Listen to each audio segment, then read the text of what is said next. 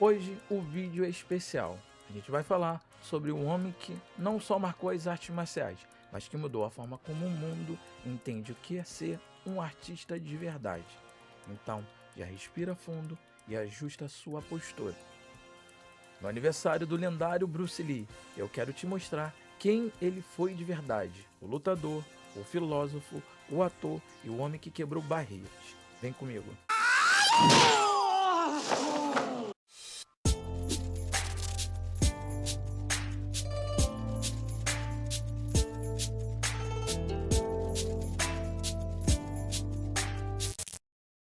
Hoje é o dia de celebrar o nascimento do homem que mudou tudo nas artes marciais, Bruce Lee, ou Lee Shaolong, o Pequeno Dragão. Ele nasceu em 27 de novembro de 1940 em São Francisco, durante uma turnê de seu pai, que era ator da ópera chinesa de Cantão. Só que ele cresceu mesmo em Hong Kong, entre becos, cultura e o cinema e muita confusão de rua. Em algumas fontes dizem que o pai dele, Li Huanshuan, passou para ele os primeiros movimentos de Tai Chi Chuan da família Wu, quando Bruce ainda era criança.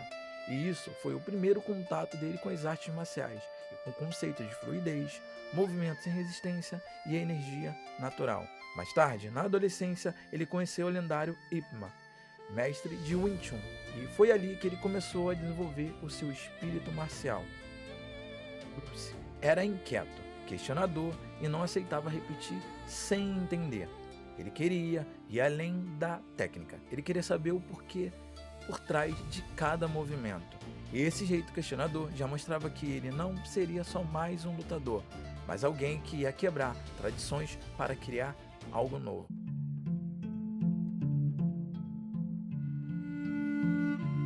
Com o tempo, Bruce começou a se meter em brigas de rua. Ele era rápido, provocador e confiante, mas Hong Kong estava ficando pequena demais para ele, e perigosa também. Depois de uma briga que quase terminou mal, seus pais decidiram mandá-lo de volta para os Estados Unidos, onde ele nasceu. Bruce chega em Seattle com 18 anos, praticamente sem dinheiro, e trabalhando como garçom e estudando. E é ali, longe de casa, que ele começa a se reinventar. Ele entra na universidade para estudar filosofia. Outras fontes dizem que era arte cênica. E é aí que o artista marcial vira também um pensador. Começa a ensinar Kung Fu, mas de um jeito diferente, mais aberto, mais ocidental e sem o peso das tradições rígidas. Ele estudava boxe, esgrima, judô, karatê, taekwondo, western e outros estilos de artes marciais. Misturava tudo, experimentava e adaptava, porque ele queria descobrir o que realmente funcionava em combate. Disso tudo nasceu o que mais tarde se tornaria o Jeet Kune Do, o caminho do punho interceptador. Bruce Lee percebeu que as artes marciais estavam virando algo muito preso à forma, a ritual e ego. Ele dizia: um estilo é como um barco que te ajuda a cruzar o rio, mas depois que você o atravessa, não precisa carregar o barco nas costas. E essa era a essência do Jeet Kune Do, a liberdade. Ele misturava o que aprendeu no Wing Chun, a precisão do boxe, a distância da esgrima, a fluidez do Tai Chi Chuan, quedas do judô e o chão do western, e o condicionamento ocidental. Ele criou um sistema que não é um estilo, é um princípio. Ele dizia: absorva o que é útil, descarte o que não é e adicione o que é exclusivamente seu. Isso é o verdadeiro Kung Fu. É o autoconhecimento em movimento. Bruce Lee acreditava que o lutador deve estar pronto para qualquer situação, adaptável como a água. Daí vem a frase mais famosa dele: Be Walter, my friend. Não sei se eu falei corretamente. Não lute contra o fluxo, se torne o fluxo. Mas o mundo ainda não tinha visto o verdadeiro poder de Bruce Lee. Em 1966, ele ganhou destaque na série Besouro Verde, como Kato. E a partir daí, Hollywood viu aquele cara que não era mais só um lutador, era pura presença. Filmes como O Dragão Chinês, A Fúria do Dragão, O Voo do Dragão e Operação Dragão, Haja Dragão, hein? Levaram o Kung Fu para todas as telas do planeta. Ele mostrou para o mundo que artistas marciais podem ser inteligentes, carismáticos e principalmente humanos. Bruce não atuava, ele vivia cada cena com intensidade, de quem sabia que o tempo era curto. Por trás da força e da velocidade, existia um homem que estudava a mente humana.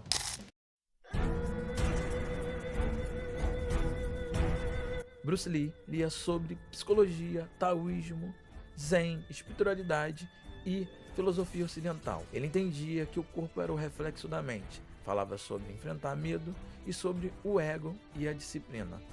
Ele dizia: não reze por uma vida fácil, reze por força para suportar uma vida difícil. E viveu assim com intensidade até o último dia da sua vida.